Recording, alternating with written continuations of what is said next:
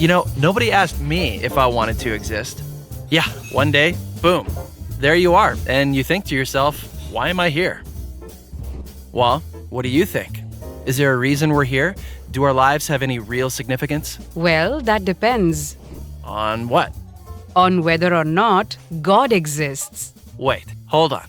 Are you saying that my life has no significance because I don't believe in God? No, not at all. I'm saying that if God doesn't exist, it doesn't matter what you believe. Our lives would have no objective meaning, value, or purpose. So I actually agree with this point. Our lives have no objective meaning, value, or purpose. So in my view, our lives have subjective meaning, value, and purpose.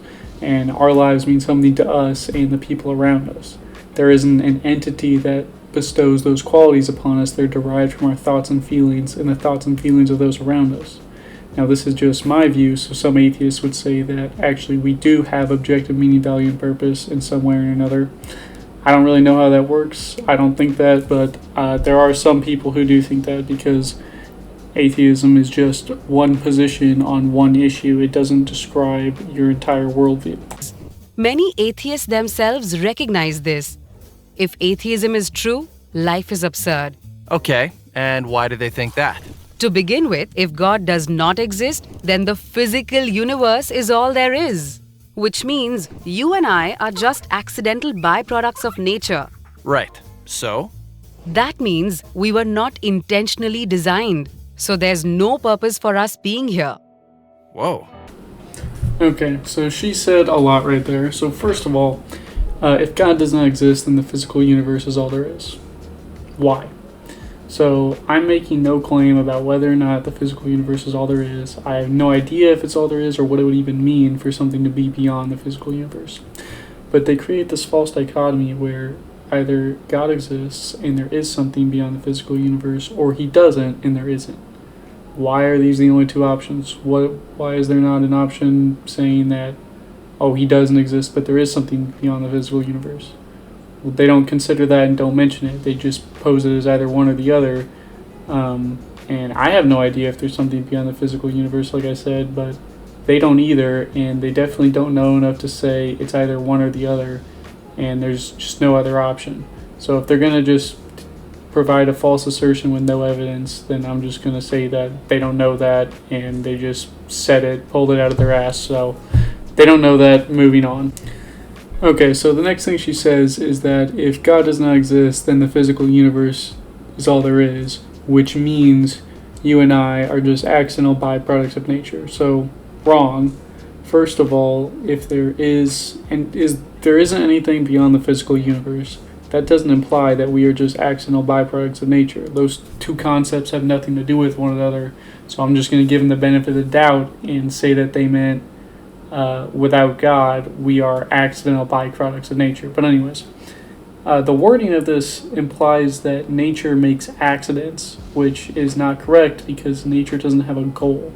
So the term nature is a bit nebulous, especially in this context, but if we're just going to roughly define it, we could say it's like the collective processes of the natural world / universe, whatever. Nature is the collective processes of everything in the world and universe. So the universe isn't a thinking being with goals, and therefore it cannot create accidents.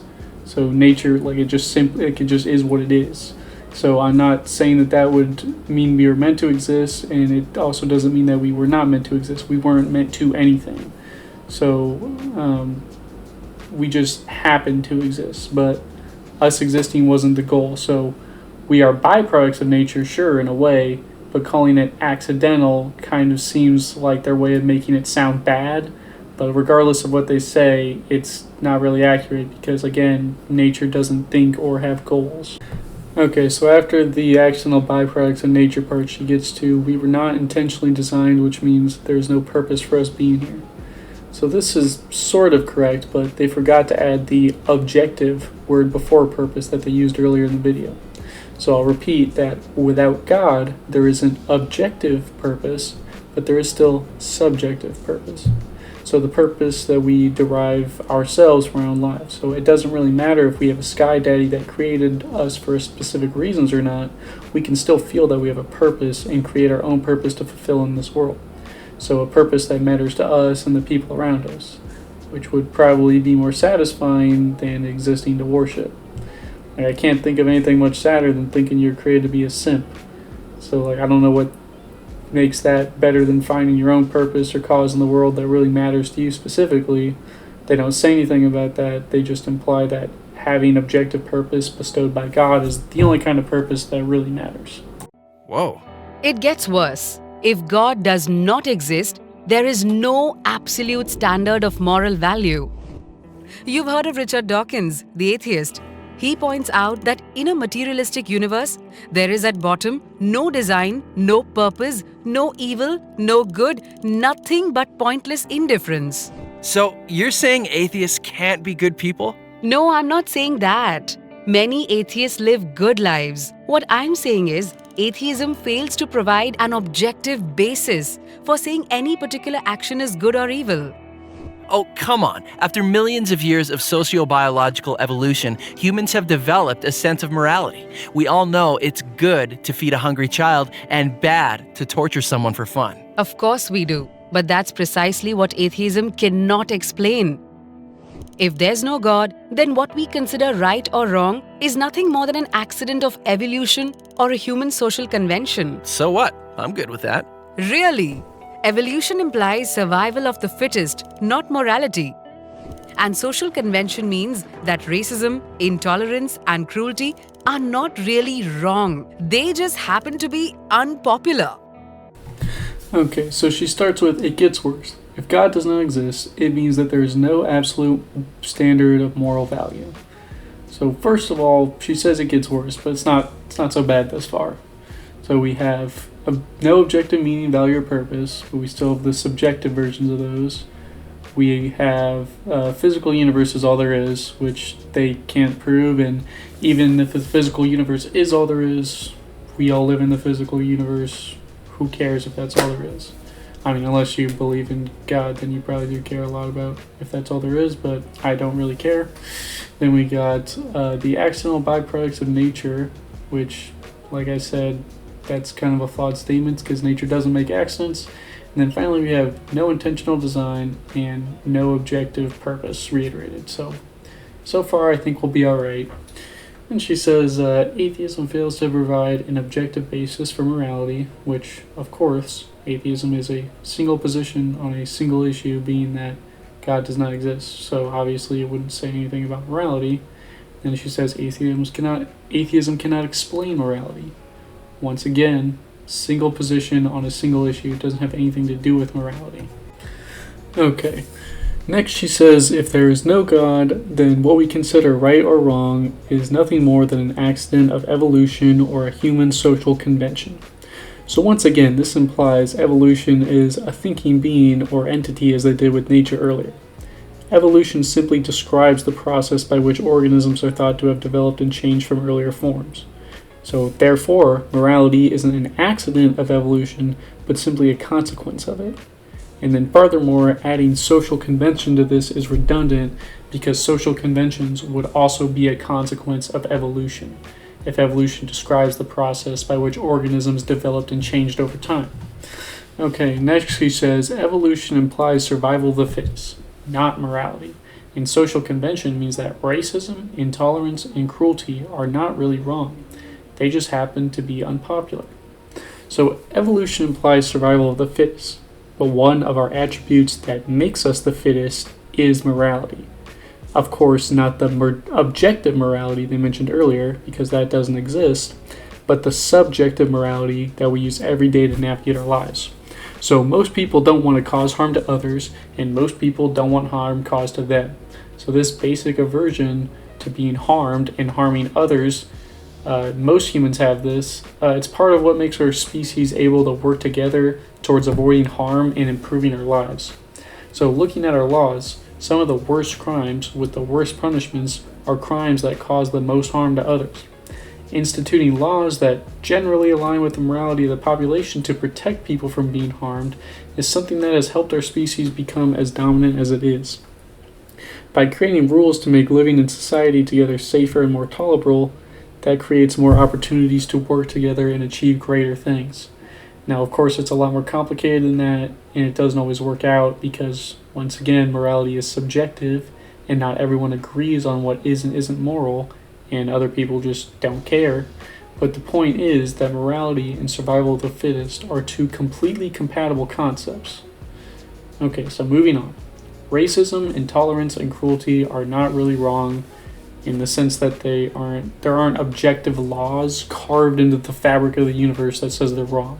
And in our world today, there are people who think all of those things are morally right, or at least can be justified in certain circumstances because, once again, there is no objective morality, and people disagree on what is and isn't moral, whether they're atheists or even within religious sects. I mean, people will still disagree on what is and isn't moral. So personally, I think that racism, intolerance, and cruelty are morally wrong because they cause unnecessary harm to people, but I find it weird that they use these three examples when talking about God's objective morality, while religious people have used their religion to justify all of those things, or at least followed their religion while participating in these things. For example, crusades, jihad, most war in the Middle East since the 7th century. So if God's objective morality says all of those things are wrong, he can't seem to stop Christians or Muslims or Jewish people from participating in these things in his name despite being all-powerful. Okay, so atheists need to come up with some objective standard for rights and wrongs. How about this? If an action leads to human flourishing, then we can say it's objectively good. And if it doesn't, it's objectively evil. But why think that human flourishing is good? Aren't you being species-centric? Why not refer instead to the flourishing of rats or cabbages? And who gets to decide what contributes to human flourishing? Hitler was convinced killing millions of Jews would promote human flourishing. And Margaret Sanger thought forcing poor people to be sterilized would lead to human flourishing. As Guy Nielsen points out, pure practical reason will not take you to morality. So if atheism is true, there is no legitimate basis for saying that behaving one way is worse than behaving any other way. So it really doesn't matter how you live your life. Your day-to-day choices are meaningless. That's depressing. Okay, so they say atheists need to come up with some objective standard for rights and wrongs. And then she says, for atheism, there is no legitimate basis for saying behaving one way is any worse than behaving another way. So it really doesn't matter how you live your life. Your day-to-day choices are meaningless. So first of all, I need to get this out of the way. I am being species-centric. I know it's extremely based of me, but I really do not care about focusing on the flourishing of rats. It's not my cause. I do not care about them. Moving on, atheists do not need to come up with some objective standard for right and wrong. Any atheist who claims to have written the Atheist Objective Morality Manifesto should be shunned for their arrogance. Anyway, they ask the question, who would come up with this objective standard? And what if someone's idea of morality is actually harmful? And they come to the conclusion that there is no legitimate basis for saying that behaving one way or another is better than behaving another way. So this is sort of true. There is no objective basis for deciding what is wrong and right, but people still decide that some things are right and some are wrong. And people disagree on these things because there is no objective morality.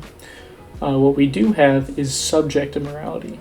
Each person decides whether they think an action is right or wrong and go about their lives accordingly. Within this framework of subjective morality, saying it doesn't really matter how you live your life day to day and your day-to-day choices are meaningless is absurd. Your day-to-day choices affect your day-to-day life and the day-to-day lives of others. They have meaning to people. In the most extreme cases, like murdering someone, your choice to neglect the subjective moral values that the vast majority of people hold will result in consequences. For one, someone is dead and not coming back. The reason most people, including myself, think murder is morally wrong is because someone dies and cannot continue their life. So whether a God is real or not, that matters. Without God, with or without God, it doesn't matter to the universe, or with God it doesn't matter to the universe, but it matters to people. And those people take action against murderers by imprisoning or executing them. So there is no objective morality, and people disagree on what is and isn't moral, but the reason they do that is because the choices people make affect other people. They have meaning to other people. With or without God, people have a sense of morality. And that sense of morality comes from the consequences of actions and what those consequences mean for people. So if there's no God, what happens when you die? Well, nothing. You simply cease to exist. Right. So one person lives a kind, generous, thoughtful life. Another lives a horrible, violent, selfish life. It doesn't matter. In both cases, the outcome is the same: nothingness. So how can their life choices have any objective meaning? Well, it's certainly meaningful if I discover a cure for cancer or save a child's life. I agree completely. But atheism can't explain why. Scientists predict that eventually the whole universe and mankind with it will die out. So everything comes to nothing. That's why atheist Bertrand Russell says we must build our lives on the firm foundation of despair. No thanks. I'd rather live a happy life. You're not alone. Every atheist has to choose between being happy or being consistent. You can tell the whole world you're an atheist, but you can't really live like one. Okay, so then they get to how can the life choices of people have any objective meaning if they cease to exist when they die? The short answer is that they don't have any objective meaning. That doesn't necessarily have to do with the fact that they cease to exist when they die, but more than the fact that there isn't any entity to decide for the universe, what their objective meaning of their life was. So if there is no God, then death results in the ceasing of your existence. I mean, that's my opinion. I think you'll just cease to exist when you die, but other atheists, I'm sure, have different opinions about that. But anyways, your life still has meaning to the people in your life that you leave behind, and when you were alive, your life had meaning to you. If you cease to exist when you die, your life still had meaning to you when you were alive. You shouldn't be concerned about getting a prize after you die based on the way you live or what your life objectively means to the universe. You should be concerned with enjoying your life while you have it and doing things that matter to you. Now, sure, in a million years, none of what you do today will matter very much. But it isn't a million years from today, it's today. Like, are they saying that anything that doesn't last forever doesn't matter? And I mean, maybe that's how they feel. If that is how they feel, I feel sorry for them because that must be pretty depressing. But things matter to me, and none of those things that matter to me are likely to last for eternity. And I'm completely fine with that. Then they get to atheism can't explain why things have meaning. So once again, atheism is one position on one issue. Individual atheists have to decide why things are meaningful to them. My life is meaningful to me because without it, I wouldn't be able to do things I like or spend time with the people I love. I find joy and happiness in my relationships, work, hobbies, and that's why they matter to me. If you want to go deeper, we can talk about the chemicals that are released in our brains when we enjoy something, or each individual person could try to do a deep dive into their psychology to figure out the reasons. There's probably some studies out there about why things matter to us. And of course, what they probably mean is that atheism can't explain why things we do matter to the universe, which of course it can't. It has nothing to do with that. On top of that, it doesn't really matter if what you do matters to the universe. At least I don't really care. You can let me know in the comments if you really care what the universe thinks about your actions. Maybe you want the universe to care about some kickflip you did or something. But for me, that doesn't really have any significance to me. Then they get to everything eventually comes to nothing, and atheists have to choose between being happy and being consistent. So I am consistent and happy, and an atheist, I understand that eventually, after billions and billions of years, the universe will probably be completely unrecognizable to how it is today. All the people will be gone, but that doesn't mean I have to live my entire life depressed about it. Like, I'm not going to just, like, I believe that, I'll cease to exist after death, and eventually in the future, mankind will probably die out, and every human ever will cease to exist. But I live right now, and, I'm going to do my part to try and make the world a better place while I'm here, enjoy life as much as I can, because, that's all I can really do.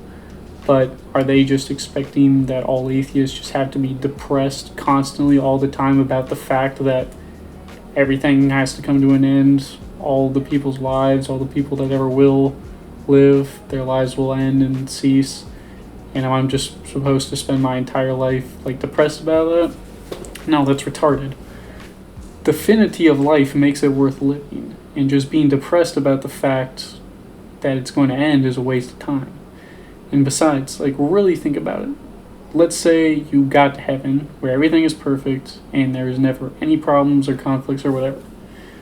Don't you think you would get super bored after 1,000,000 years? And once you got to that 1,000,000-year milestone, you still have all of eternity left to be bored as balls? That sounds way more depressing than just, ceasing to exist after you've lived a good long life.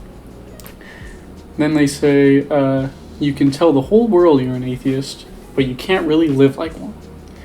Now, I don't really know what this means. You can't really live like one.